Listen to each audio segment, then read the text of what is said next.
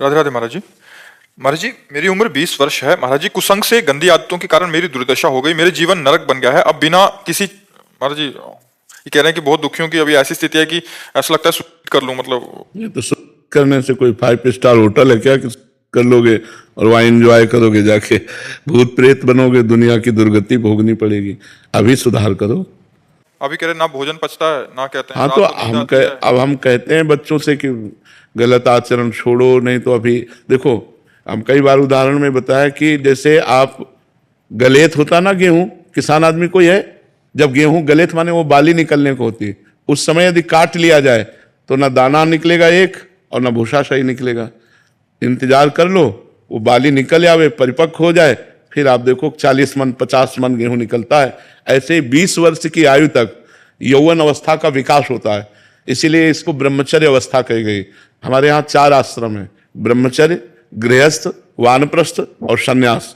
तो पहली जो अवस्था है वो ब्रह्मचर्य की है। अब अध्यात्म से कोई सीख नहीं ले रहा, कोई जुड़ नहीं रहा, मोबाइल से सीख ले रहे हैं, गंदे बच्चों से सीख ले रहे हैं, तो गंदी आदतें अब देखो कह रहा कर लें। कितना कमजोर हो गया, कितना निगेटिव विचार हावी हो गया कि एक नया बच्चा अपने आप को खत्म करना चाहता है।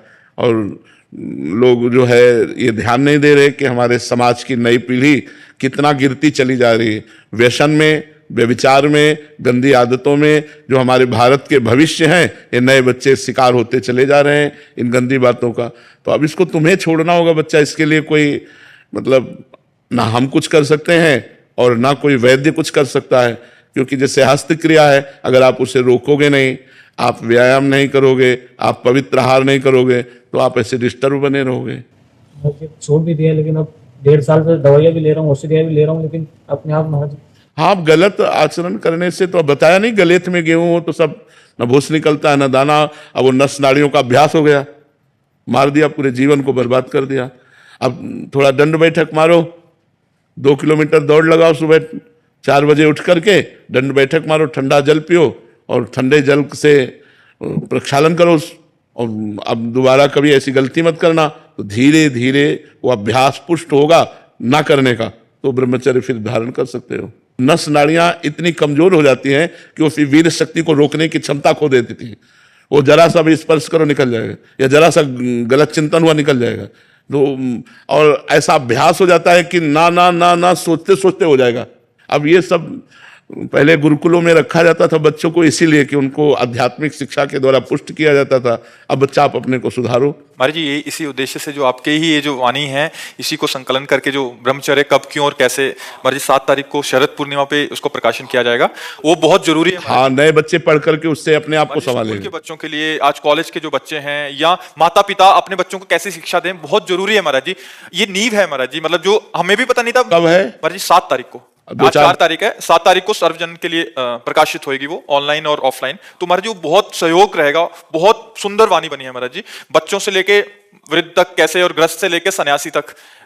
तो महाराज जी उससे, जैसे आजकल के महाराज जी, क्योंकि हम पढ़ते हैं ना महाराज जी, रोज के आप कितने प्रश्न रखें, रोज के 3-4 प्रश्न होते हैं ब्रह्मचर्य संबंधित, ऐसे ही प्रश्न होते हैं। तो उन्हीं को महाराज जी बच्चों को पता ही नहीं है, इसकी महत्व बुद्धि पता नहीं है, इसके रक्षण की कैसे इसके सूत्र नहीं। क्या वे नए बच्चे हैं, इनको और कुछ सुख दिखाई नहीं देता, तो उनको लगता है सुखी हो जाएं, तो ऐसी क्रियाओं से सुख नहीं। देखो कैसी स्थिति, तुम ही नहीं हो, 50 बच्चे ऐसे आ चुके जो अपने आप को सुख करने की स्थिति में रखे, बस बोले मैं आपके सामने आया हूं, आपका प्रवचन सुना, इसलिए आपसे निवेदन कर रहा हूं, मुझे बचा लो, नहीं मैं कर लूंगा। अब बताओ उसमें बचाने की क्या बात? अगर आप नहीं सुधरना चाहोगे तो हम कैसे बचा सकते? 1.5 वर्ष से वो चेष्टा नहीं की, लेकिन मतलब अब वो अभ्यास, बच्चा देखो जो अभ्यास गलत हो जाता है तो उसका कुपरिणाम होता है। ये कुपरिणाम है उसका, हस्त मैथुन का एक कुपरिणाम है।